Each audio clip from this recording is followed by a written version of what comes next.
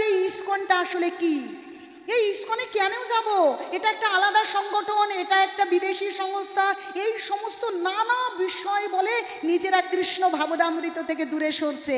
আসলে ইসকন কোনো এই ছোট্ট কথাটার কেউ মানে না জেনে এদেরকে বোঝানো হয়েছে এটা বিদেশি সংস্থা, বাবা এর সংস্পর্শে যেও না, এটা এরকম ওটা ওরকম না, আসলে বিষয়টা জানেই না।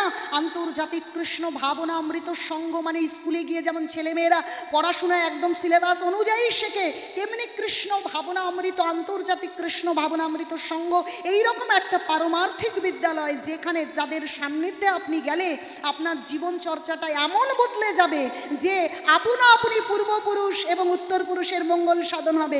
যখন কেউ তার গৃহকে মন্দির তৈরি করে ফেলতে পারে, তার যারা পিতা মাতা পূর্বপুরুষগণ আছে এবং উত্তর পুরুষ সন্তান সন্ততি সকলের মঙ্গল বিধান হয়। কারণ একজন ভক্ত বা বৈষ্ণব সন্তান হলে তার পিতৃকুল এবং মাতৃকুল আপনা আপনি উদ্ধার হয়, তাকে অন্য কি জোর করে উদ্ধার করবার চেষ্টা করানো হয়। বলছে বৈষ্ণব না হলে, ভক্ত না হলে পিতামাতার দেখবেন শ্রাদ্ধ হবে, পিতামাতাকে ভক্ত বৈষ্ণব সাজানো হয়। কখন আপনারা প্রশ্ন করেছেন যে 10 দিন ধরে কেন বৈষ্ণব সাজিয়ে রাখা হয়? বৈষ্ণব সাজিয়ে রাখা হয় কি না? হবিষ্যান্ন খায়, তখন কি অন্য কোনো আজে বাজে জিনিস খায়?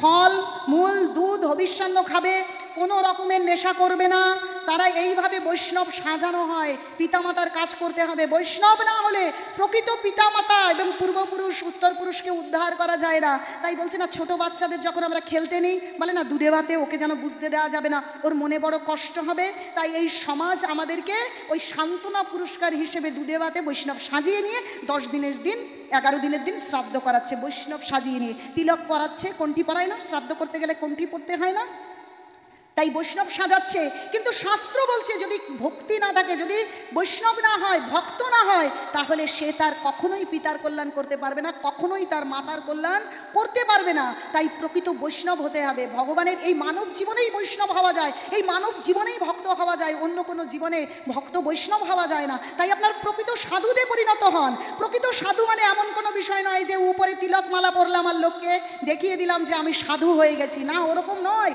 বাইরে এবং অভ্যন্তরে দুই দিকেই একই রকমভাবে যদি আমরা বৈষ্ণবতাকে গ্রহণ করতে পারি, সেই ভগবানের দেওয়া নিয়ম নীতি সেই পথকে অবলম্বন করতে পারি, তাহলে আমরা প্রকৃত সাধু হতে পারবো।